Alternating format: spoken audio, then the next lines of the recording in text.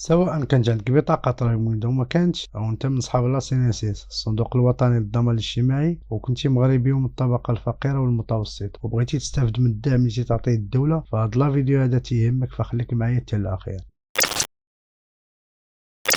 الإخوان السلام عليكم، ونتمنى تكونوا بخير وعلى خير، ومرحبا بكم قناتكم اللي تهتم بكل ما هو إداري من التسجيل في بعض المواقع والدفع والاستخراج ديال الوثائق الإدارية. فيديو ديال اليوم الإخوان خاص بالاستفادة من الدعم من رفع صندوق المقاصة اللي قررت الدولة أنها ترفع الصندوق هذا وتحيد الدعم على المواد الأساسية، وشنو غيكون المصير ديال صحاب بطاقة رامين، واللي قررت إن شاء الله أنني نبقى ندير فيديوهات يومية أو كل يومين على الجديد ديال الدعم وكيفاش غنوليو نستافدو منها، والجديد ديال بطاقة رامين والتغطية الصحية الإجبارية على المرض. واللي تيهمو هذا الموضوع هذا نتمنى أنه يشارك معنا في القناة وينضم للعائلة ديالنا اللي قدرنا نوصلها بفضل الله 1300 مشترك. الفيديو ديال اليوم الإخوان كما سبق وذكرنا فغيكون على كيفاش غنستافدو من الدعم وشنو المصير ديال صحاب بطاقة راميد، واللي غنتعرفوا في هذا الفيديو هذا على انواع ديال الدعم اللي قررت الحكومة انها تصرفها للمواطنين، وشنو هما الوثائق اللي غيخصونا باش ندفعوا الطلب ديالنا ونستافدوا من الدعم هذا، وفين خاصنا ندفعوا الطلب هذا، وبالنسبة للاطفال ديالنا كيفاش غنسجلهم في الدعم هذا باش حتى هما يوليو يستافدوا.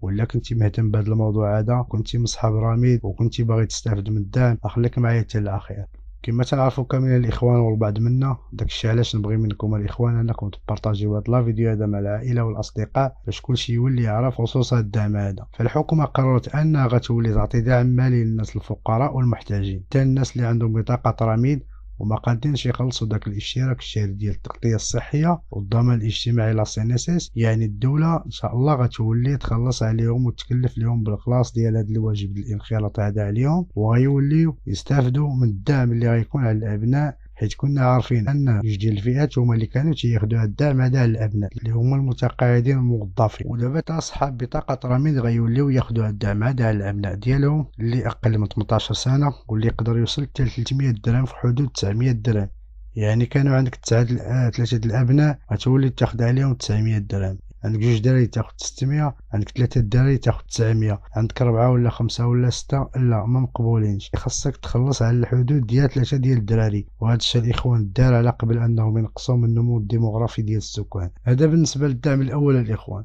وغيكون دعم اخر بالنسبه للناس اللي عندهم اكثر من 65 سنه، اللي غيكون بحال الشكل ديال التقاعد اللي غيبدا من 400 درهم في الشهر بداية من السنة اللي جاية إن شاء الله 2023-2024. وكاين دعم آخر خاص بالناس الفقراء واللي من الطبقة المتوسطة، حتى هما غيوليو ياخدو دعم من بعد ما ترفع الدولة صندوق المقاصة على المواد الأساسية في مجموعة من السلع غتزاد من بينها البوطة والسكر والدقيق. والدولة قررت أنها تغطي هذا الاحتياج ديال هذه الفئة هذه وتخصص لهم دعم مباشر اللي غيوصل حتى ل 1500 درهم شهريا على حسب الدرجة ديالها. فشحال ديال الامتيازات ان شاء الله غتجي مستقبلا للشعب المغربي. وباش نستافدوا من هذا الدعم الحالي الجديد تيخصو ضروري انك تسجل انت والعائله ديالك في السجل الوطني للسكان. انا نخلي لكم رابط الفيديو الخاص بالتسجيل في هذا الموقع هذا السجل الوطني للسكان وكيفاش غنستخرجوا الطلب ديالنا، ونخلي لكم رابط فيديو ثاني خاص ببطاقه راميد وكيفيه الاستخراج ديالها والجديد ديال التغطيه الصحيه الاجباريه على المرض. ونبغي منكم الاخوان انكم ترجعوا لهاد الفيديوهات هادو